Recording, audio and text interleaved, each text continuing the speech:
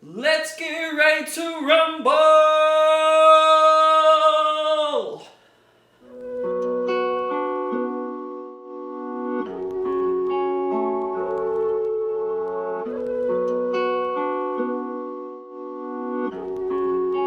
Yeah, you got the rhythm.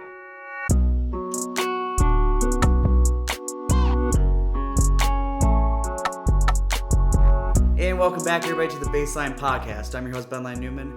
Now, guys, for this week, we have another returning guest. He was back on here back in July, and now, in the next few weeks, he's going to be making his second professional match in MMA. Please welcome back my special guest, Bad Chad Decker. Chad, to start things off, we had you back on here back in July, like I just mentioned, and just 1 month after you made your pro debut. So, how have you been since then, and what have you been up to? Good. I was hoping to stay busy, get two more fights at the end of last year, but it just didn't end up working out. I was in the gym the whole time. Got to travel out here a little bit, but yeah, just in the gym training, trying to prepare for fights, and finally got one booked for February 24th, so ready to go. Yes, sir, definitely. Now, Chad, like we just mentioned too, the last time you were on here was in July, episode 19, where now you're back on here for episode 46. But, you grew up in Grass Lake, Michigan, and we mentioned that the last time, but for people who maybe didn't see the last episode with you, could you kind of just reiterate to us your upbringing and kind of how you got into mixed martial arts in the first place? Yeah, I started got into wrestling at a really young age. My two older brothers, they were in it. So I was 3 years old when I was started wrestling, and just ever since, just pretty much went up all the way through college wrestling. Um, Decided to make the transition 3 years after college wrestling. Linked up with Cody Stamen. He started really helping me and just basically bring together where I'm at now. Ended up fast forwarding and in Vegas with him training out here at Extreme Couture in 10th Planet Las Vegas. Talking about that like transition to MMA, what is it about, being able to beat the hell out of someone that you enjoy so much? Man, I would say just probably just being able to compete, just still competing at now it just feels like it's just at a higher level than wrestling, I guess. It's just yeah, I don't know. It's just something about it, man. I love fighting. I really do. I really enjoy the sport, and I'm really excited for the next couple of years as I start to really get into my pro fights here. Yeah, absolutely. I mean, it's super exciting. I'm excited to, look at some clips of your fights and stuff. Really excited. Hey, when your fight does come around, is there a way that any of us can stream it or watch it live or I'm not 100% sure on that. I know that WXC had a Fight Pass deal in the past. I'm not 100% sure if they're doing that again or not, but if you could definitely look at my Instagram or Facebook, and I'll be posting on that and where to watch me. Now, I know we talked about this the last time you were on as well, but the really incredible thing about MMA is that so many different fighters just have a different style of combat. And I know you mentioned wrestling a little bit, but tell us again your fighting background a bit and what you have trained in and what maybe you're currently training in as well. Just pretty raw wrestling background until I was 21 years old. Started doing kickboxing at MTT. Was still wrestling, doing jiu-jitsu out there at Detroit Jiu-Jitsu as well. So really just staying all around ever since I've been in MMA. Just always staying up on my kickboxing, as long as or as well as still grapple heavy, obviously, and just making that transition from wrestling to jiu-jitsu. It's really been just kind of all been flowing together, and really excited to kind of display it. Going off of that too, how would you, just in your own words, how would you describe yourself as a fighter? Uh, I would just say like exciting in a way of always trying to hurt someone and always trying to make something happen, but very like dominant and still want to exploit like just how much you can use grappling in MMA as well. But just exciting grappler, I guess that's the best way to put it. So you like to be on the attack, you're not big into just kind of waiting and reacting. You like to engage it. Right. I'm not gonna get hit for stalling out there. Now, Chad, like we mentioned, you did have your first professional fight in June where you won in the first round by submission. Can you walk us through this first fight and kind of just how it felt during, how it felt to win it, and, even maybe how you're feeling currently now that you have that first pro fight behind you? Going in, I remember just keeping in the back of my head like I want to go in for the finish, but I'm still game for 15 minutes. Obviously I had to adjust the rounds, went from 3 minutes to 5 minutes. So I just wanted to come out with a slower pace, was super calm coming in, and I honestly just let that kid just like throw a couple shots, and he ended up slipping, and then just like as soon as he got up, he kind of came in really hot, and I think I rolled his right hand and went for a body lock and took him down against the cage. Um, it was pretty much exactly what I went over in the back. Like I was going over a lot of the same exact pass to that mount. I figured he would belly off of the elbows and just working, taking the back and getting a rear naked choke from there.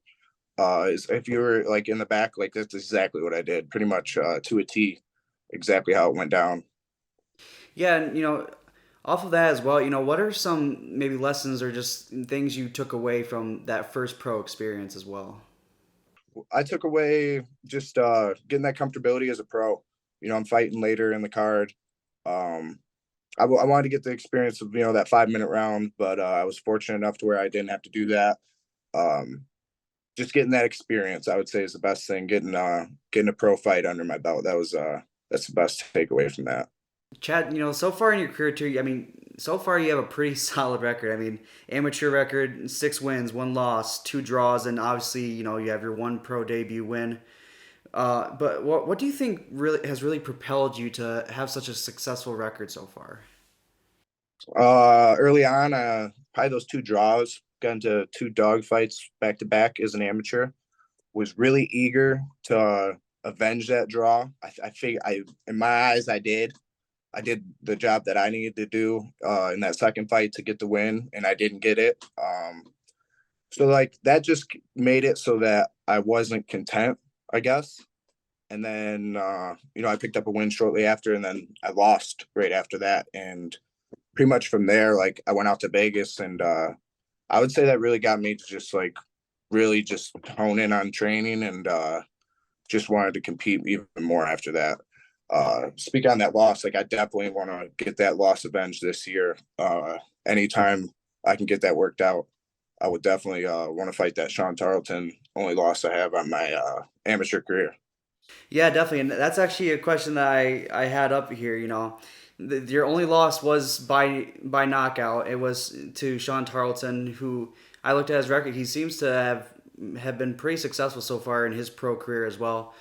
What can you kind of just talk about that moment? I mean, obviously, bottom line of it, losing sucks, and nobody ever Yeah. wants to lose. So just talk about how it felt to get knocked down like that, and how you think that loss kind of just drove you to become a better fighter. Uh, I'd say not to get too much into it, but just if you're not doing the right things, it's not going to go your way. I lost fair and square that night. Just waiting to get it back. I guarantee when I sign a contract with that kid, I'll be ready to go the next time. Hell yeah, hell yeah.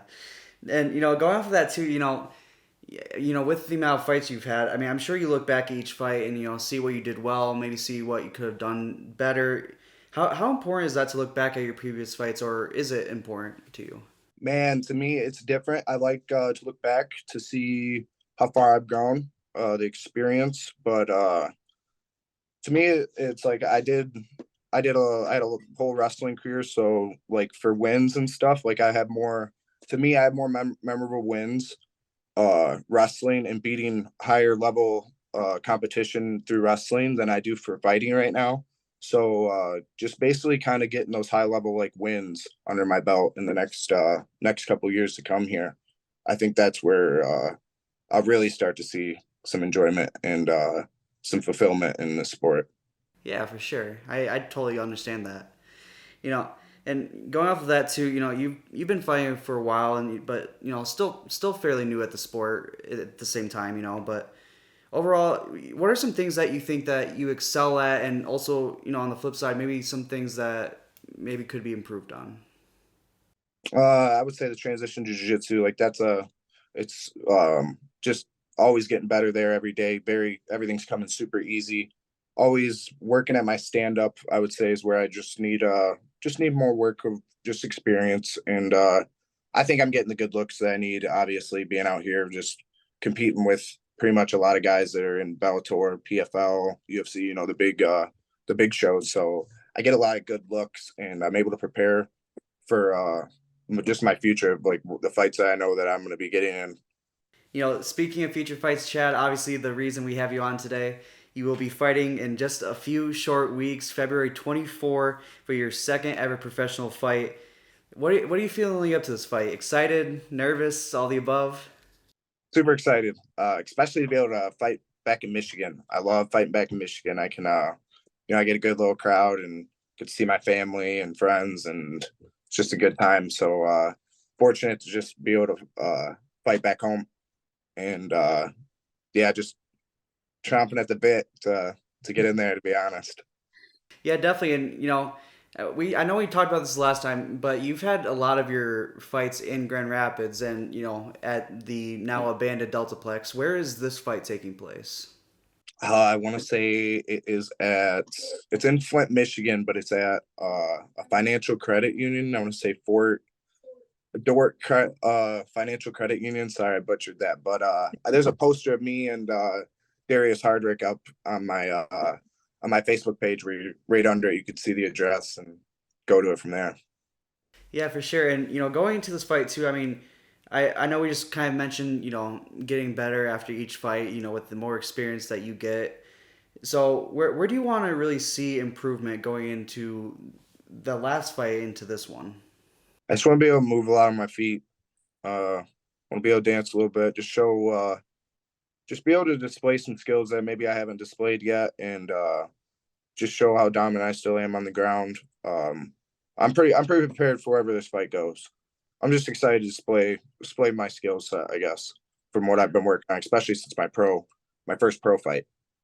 Yeah, absolutely. I mean, it's been pretty close to a year since then. It's gonna be really exciting to see you back in that octagon.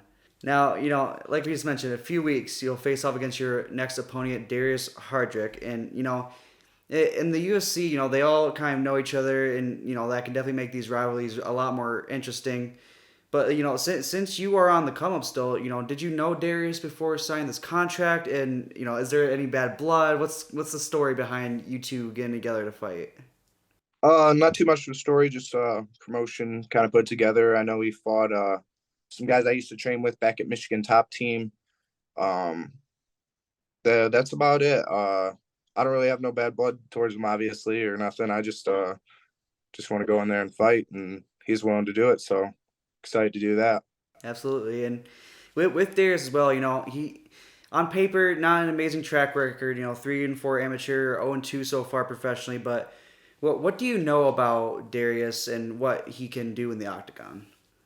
I see he's long, tall, likes to throw up some kicks. He's purple belt, so I imagine he's got some a couple tricks up his sleeve with jiu-jitsu that I have to watch out for. But other than that, I think I can come in here and be pretty dominant and walk away with a win.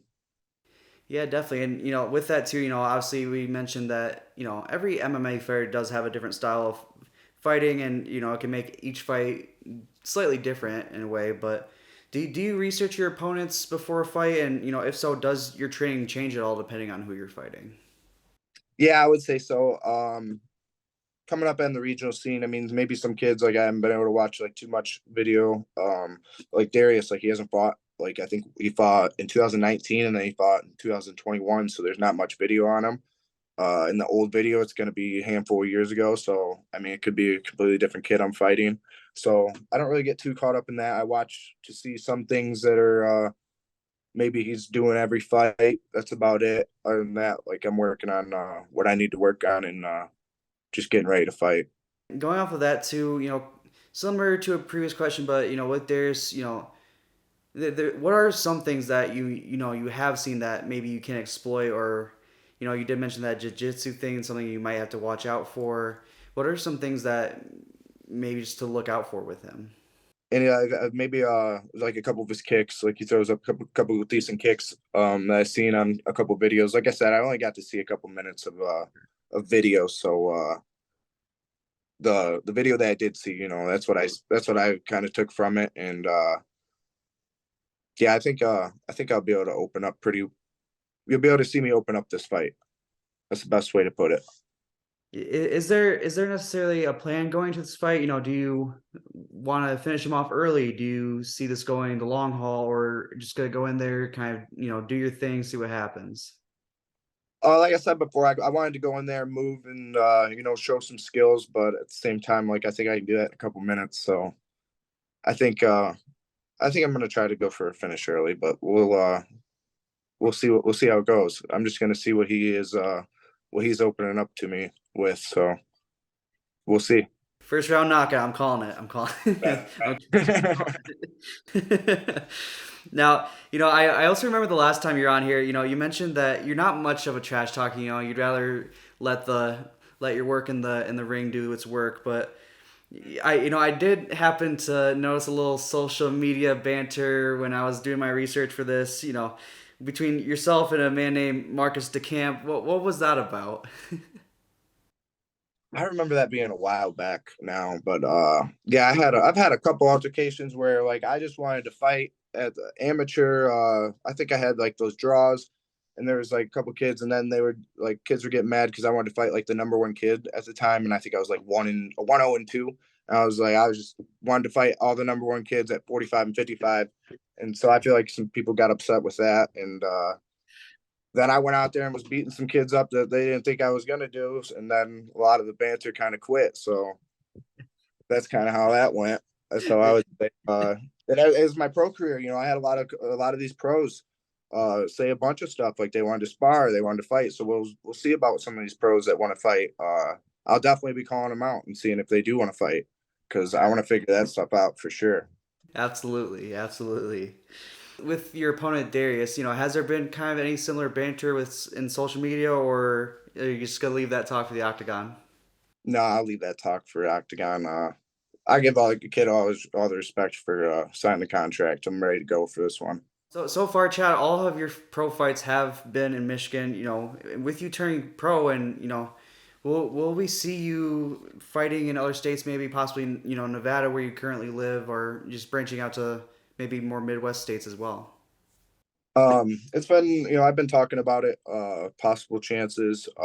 Out here you got the shows in Arizona and Utah. So that's a possibility. I think it is we got Fury out in Utah. A couple little regional show promotions, kind of like Michigan. If I'm not finding a fight in Michigan, I'm definitely going to be jumping on a different card. But I feel like there's some fights in Michigan that just need to be had, like that Tarleton fight. That's to me that's a guarantee. Like I don't see why that fight doesn't happen. Um, we're both. I think he's got a similar record. Like he's 2-1 as a pro. I want to say he's fighting the weekend before me, so we'll definitely be figuring that out. And I want to do it in Michigan, so it's where I think it's going to be done.